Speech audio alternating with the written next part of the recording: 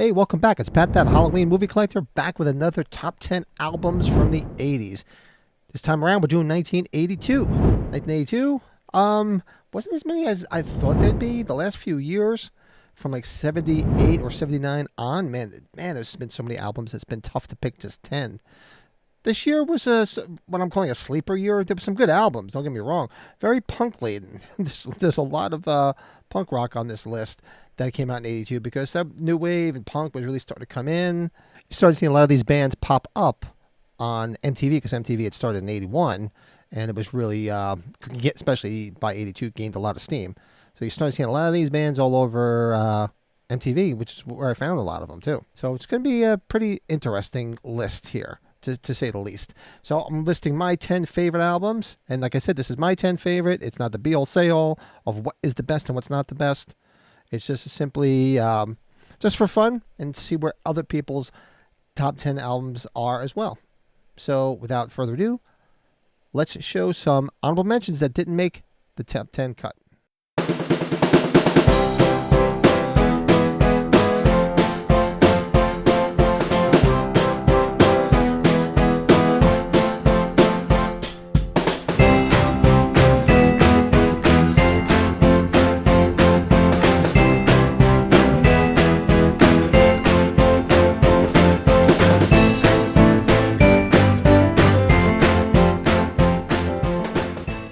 Another stellar list of honorable mentions. Not as many as I've had in the past because, like I said, 82 was a little bit of a sleeper, but there's a lot of good albums. And let's start here right now at number 10. So my number 10, released on May 14th, 1982, The Clash, Combat Rock. Speaking of 82 and MTV, The Clash, this album was all over MTV. It's where I discovered it, watching, seeing the video for Rock the Casbah. And I was just like, wow, these guys are awesome, and did a deep dive into them. And this album, a lot of their stuff was political laden stuff. This album was just basically is their commercial breakthrough with Should I Stay or Should I Go Now? That another one that was all over MTV and all over the radio at the time. Overpowered by Funk, Know Your Rights, whereas the political stuff comes in. You didn't really hear too much about punk stuff until MTV. I'm trying to remember when 120 Minutes started. I watched 120 Minutes all the time.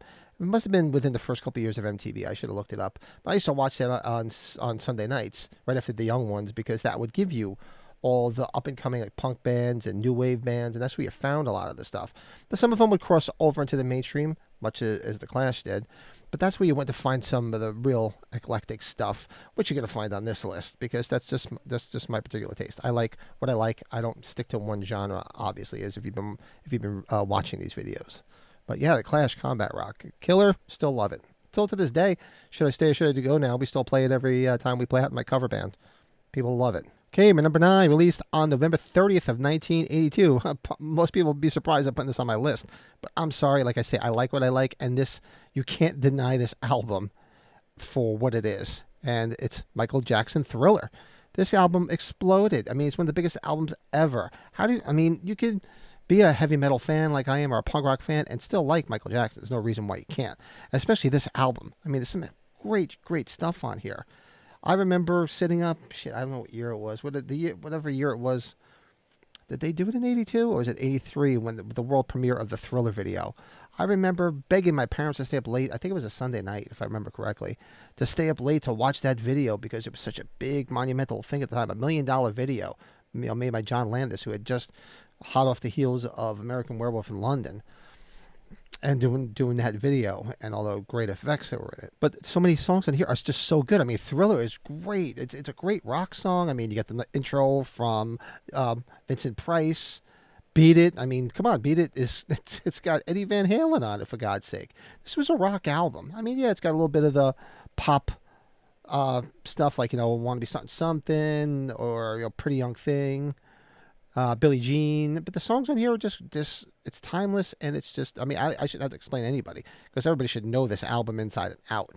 Maybe the younger generation doesn't know, because he's been gone a few years, and I don't know how well the younger generation embraces, say Michael Jackson or some other people from that era. But yeah, this album, there's no denying it. It's just so good. You can put it on and just listen to it start to finish. It's so good. Okay, for number 8, we're going to go back to the complete opposite end of the spectrum again, away from Michael Jackson. Released in October of 82, didn't have the exact date when I looked online. The Dead Kennedys, Plastic Surgery Disasters. I love the Dead Kennedys. I've professed my love in it. They just appeared last year on last episode that I did, because that's when they came out with their first album. The Dead Kennedys, one of my favorite bands. Actually, I just saw that they're playing around here, albeit it's not with Jello Biafra. He hasn't been in the band in many, many years. But Skip Skipperson does a hell of a job. So they're going to be playing, I think, next couple of months. So I just got tickets for me and my son to go see them. But like an acquired taste, a lot of punk rock is. It's very satirical stuff, very fast stuff, and pretty heavy stuff if you like the Dead Kennedys. But some of the stuff on here, I mean, I was very surprised to hear. What was it? If you obviously I'm a big Halloween fan, just look around here. If you watch the Halloween Ends movie, and when they're in the bar for the Halloween party, what's playing? The song right from here, Halloween from the Dead Kennedys. I was floored. I looked at my daughter. I'm like, oh my God, this is the Dead Kennedys. She's like, the Dead who? Yeah, exactly. My daughter doesn't listen to my music. My son does. So, but there's Terminal Prep on here, Winnebago Warrior. There's a lot of really classic Dead Kennedy songs that you just love, and I guess it's an acquired taste. Give it a shot. I mean, this isn't really too bad. Like when you get to some of the other albums where it's just like it's like early version of like speed metal, where Jello just sings so fast you don't even know how he can sing that fast.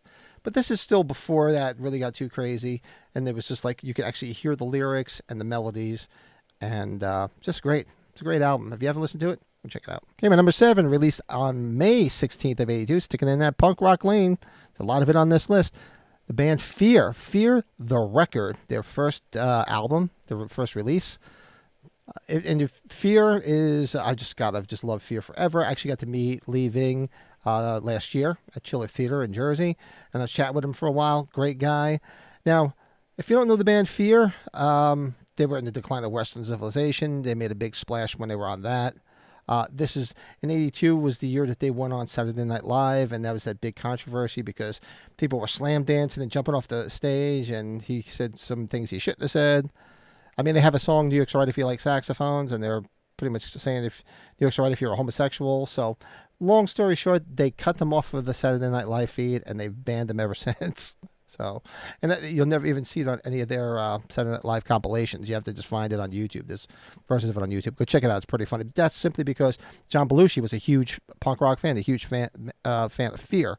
So he got them on Saturday Night Live. But this album's got the mainstays that Fear were known for, like Let's Have a War, I Don't Care About You, Beef Bologna, We Destroy the Family, I Love Living in the City. And most people, if you don't even know who Fear is, you probably see Lee Ving, the singer. He was Mr. Body in the movie Clue. He played the cable repairman guy that was hanging around the whole time in, was that The Wildlife? He's been in a bunch of small, like, character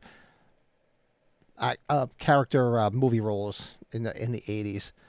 And they still tour.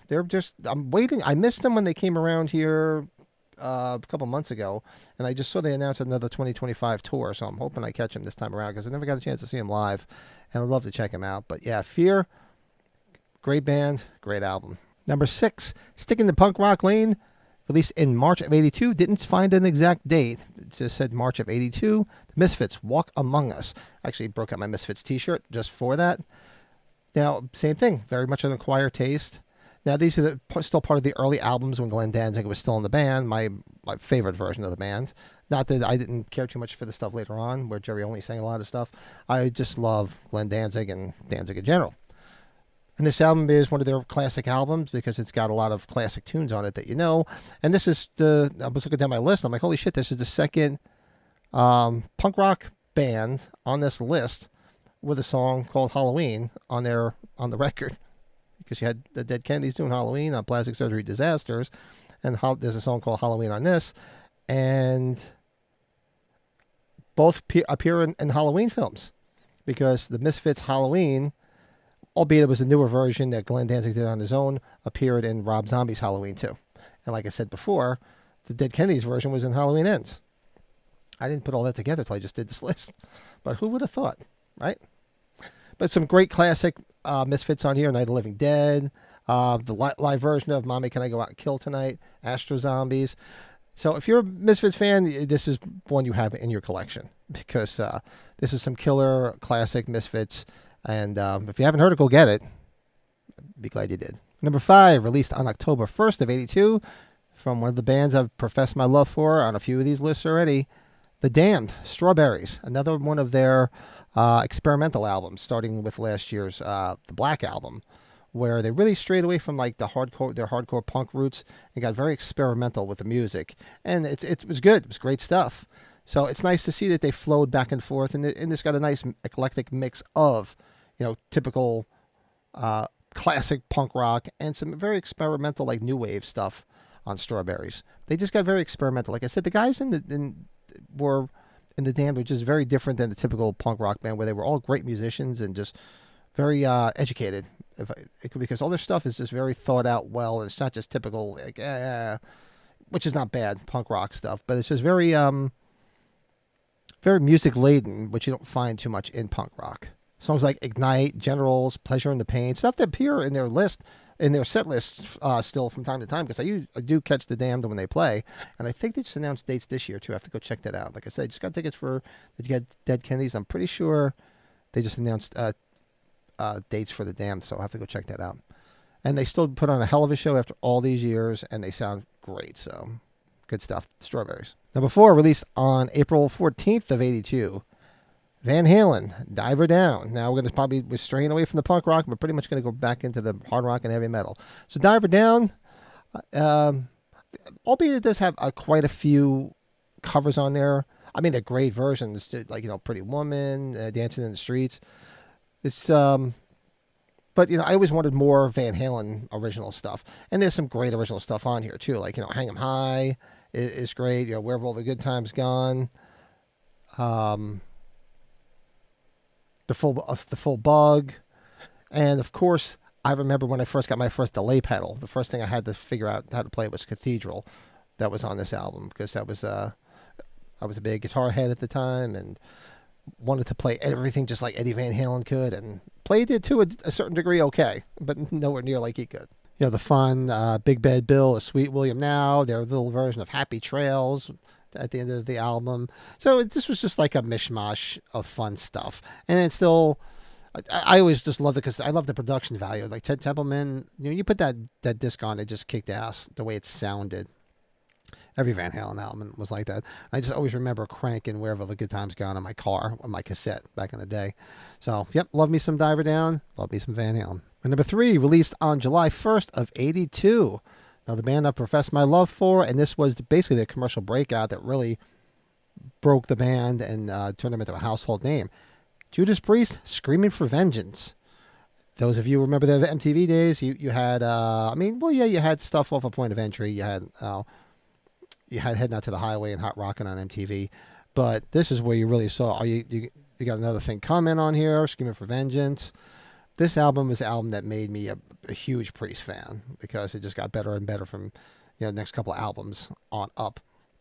And this predates the first time I saw them, because I didn't see Priest until 83. But I couldn't wait to go see them, and I love this album. I remember getting this album for Christmas that year, and it's got great stuff on it. Electric Eye, the Hellion, that awesome intro in there. This is just classic Priest. And this is like Priest at their best. It's got some other sleepers on here too, which are like mainstays that I love, like Bloodstone and Devil's Child. There's just killer guitar riffs all over this from KK and Glenn Tipton, and Halford's screaming for vengeance all over this album is just amazing. Number 2, released on May 22nd of 82, debut of Bruce Dickinson with Iron Maiden's Number of the Beast. Profess my love for the first 2 Maiden albums, because I do love the Diano albums. They're still to this day my favorite, but this is right up there with one of my favorites too. Remember vividly getting this and turning it over, and you saw like Bruce Dickinson on there, so you said, okay, this is the new guy, let's see how he sounds. And you just put this album on, and it's just amazing. It's from start to finish. Number of the Beast, Run to the Hills, Gangland, 22 Acacia Ave. There's not one stinker on this album. It's the album that really broke Maiden. I mean, Maiden was on MTV. Like I said, that's how I discovered them with the first 2 albums. But this album just took him to the stratosphere because this is when metal was really starting to gain steam. Uh, this, like it was pre hair band, which I fucking hate that term. It was pre that era of metal, and this just basically just took Iron Man into a different direction and basically made him a household name after this. Some of my favorite songs are on this album, like "Hallowed Be Thy Name" is one of my favorite songs. "Invaders," just amazing. I mean, I can't say enough about Maiden because they're all amazing musicians, and everything just from here on up is just some of my favorite Maiden stuff. And I finally got to see Maiden. Let me see. I first saw them was on the Power Slave tour. I saw them Power Slave. So you got another album or two before you get there. But yeah, Number of the Beast, probably, I would think it's arguably their biggest album. I don't know if you look at stats or whatever, but I can't see how it's not their biggest album because this is the album that made them explode. All right, my number one, released on October 13th of 82. Yes, my favorite band clawed its way back up to a number one spot. And truth be told, I don't know if they're going to make it to the number one spot again with everything that's coming forward.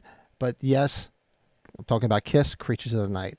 Now, this was great because last list I did was the first time the Kiss never made it even into my top 10 because The Elder. I put it in honorable mention because I don't hate the album, but I don't love it by no means, considering what else made that top 10 list on 81. But this was the return to form of Kiss. Now, truth be told, it didn't do so well when it first came out because so many people had fallen out of favor because of the Kiss's direction, from 79 to 80, and then The Elder. So everybody just kind of went their own way. I, too, was kind of sleepy on Kiss after The Elder, and then when this came out, same thing, I got it for Christmas that year. I saw it came out, I'm like, yeah, I'll get to it, whatever, because I was kind of like worried about what Kiss was going to do next because of The Elder. And then I got Creatures of the Night, and I was just like, wow, this is the Kiss I fell in love with. And to me, it's probably my favorite album from the 80s. It's right up there in my top 5 of their makeup era albums, I should say. And it's fit an eclectic mix of different people writing on it. This is where you had the introduction of Vinnie Vincent, who was batshit crazy, but a hell of a songwriter and a good guitar player. And there's just so many great songs on here, from Creatures of the Night to War Machine, I Love It Loud, Saint and Sinner. There's Rock and Roll Hell. It's all the mainstays on here that are just so goddamn good. And to this day, they still play some. Well, up until last year, they did play some of them still in their set because Kiss is, for all intents and purposes, done. But just from the cover, great cover, and it was very misleading because they put Ace Frehley on the cover, which was all due to contractual obligations because they had that contract with Polygram, which had to have a certain amount of original members in the band, or I think they forfeited their contract, so they just kind of finagled all that stuff. That's why Ace appears on the cover but didn't play a lick on the album. It was all Vinnie Vincent and I believe Dick Wagner. There might have been some other ones. Don't quote me. All you Kiss fans, don't come out with knives and fucking pitchforks without me getting out the exact details of who played on there. But there was a bunch of different people playing on that album, and Ace didn't play a lick on it. So there you have it. That's my 10 favorite albums from 1982. The comments below, throw your 10 favorite albums from 1982. And I don't need to hear the comments of, oh, that's a crime that you didn't put this above this and that. This is not a be-all, say-all, and it's not about what is considered better technically or critically. This is simply what I like. This is my 10 favorite albums from 1982. That's why I say after each and every one of these, throw your top 10 list in there. Because I'm curious to see what people's top 10 list is. Maybe I forgot something even in my honorable mentions. I'll be like, oh, you know what? Maybe I did like that album. I forgot about that. So this is simply my 10 favorite. Throw your 10 favorite in there. While you're doing that and while you're typing, hit that like button. Help people find this channel and these top 10 lists. We're going to keep going forward through the 80s and probably the 90s and then see where we go from there. If you haven't subscribed to the channel, if you like top 10 lists about music and Kiss, Halloween, horror, we do podcasts, just hit that subscribe button if you haven't subscribed already. And I'll be back another week or so, or 2 weeks, depending on time, with 1983. So 83, if I remember correctly, had a lot of good albums too. Like I said, you can see a lot more metal and punk, as you've seen on this list, going forward through the 80s. Because that was basically my wheelhouse through most of the 80s. So until then, hope you enjoyed this. Like, comment, subscribe, all that bullshit, and I will see you on the next one. Until then, talk to you soon.